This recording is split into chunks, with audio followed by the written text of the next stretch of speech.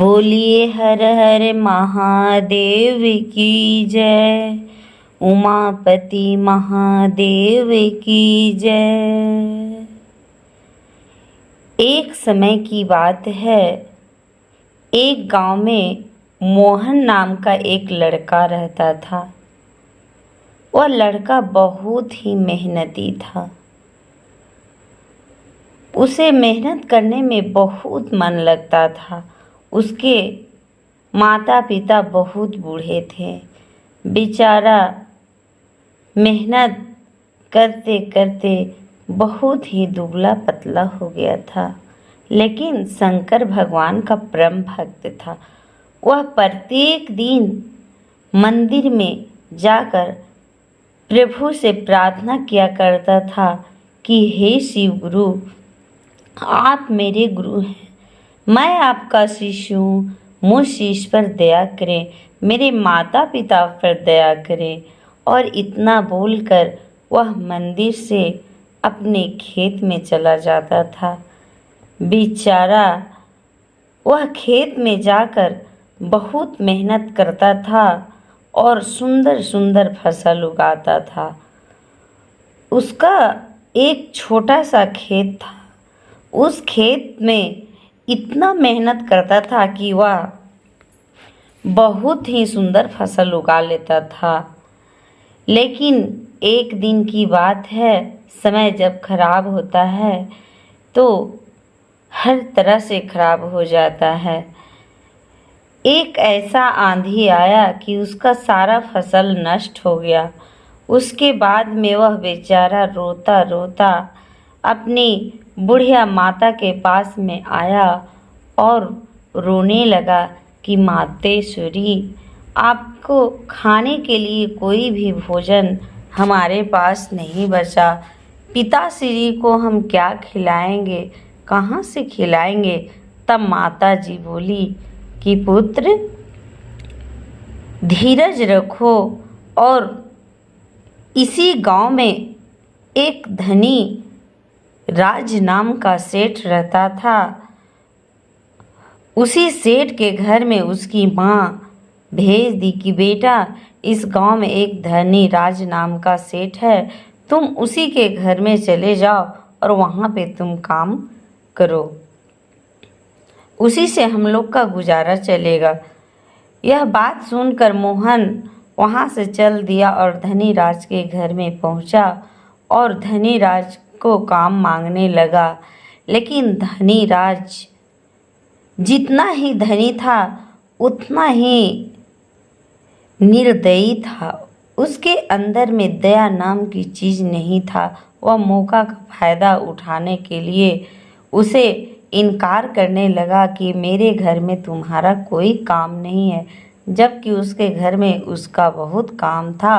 और वह धनी राज जानता था कि यह मोहन जो है बहुत ही मेहनती है, लेकिन फिर भी वह निर्दयी उसे नहीं रख रहा था।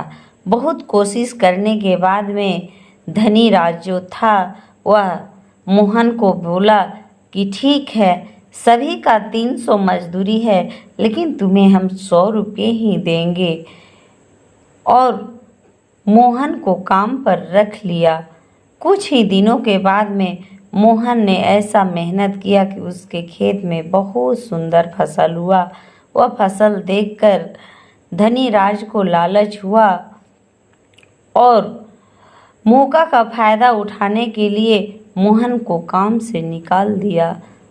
बेचारा रोता रोता अपनी माता के पास में आया और सारी कहानियाँ सुना दी।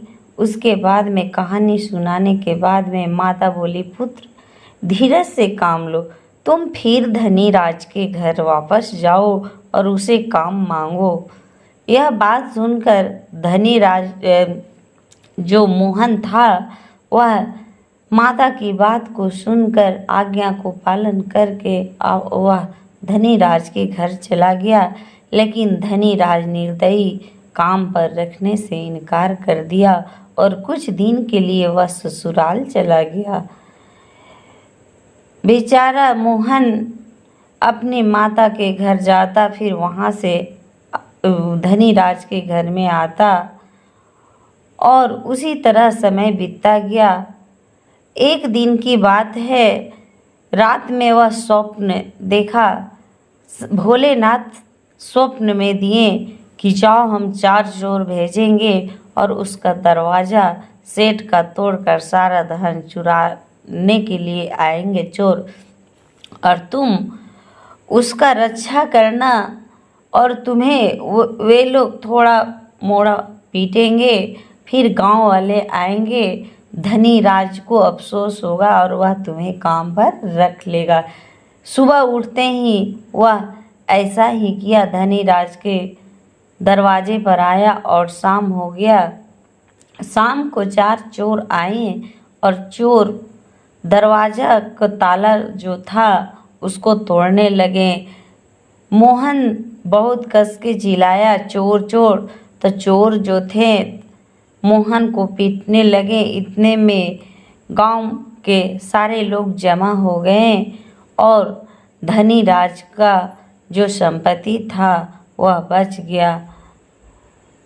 तुरंत ही धनीराज पहुंचा वहां और उसे पता चला, गांव वाला ने बताया कि मोहन के वजह से तुम्हारी सारी संपत्ति का रक्षा हुआ राजा जी, नहीं तो आपको बहुत ही दुख होता और सारे संपत्ति से हाथ धोना पड़ता।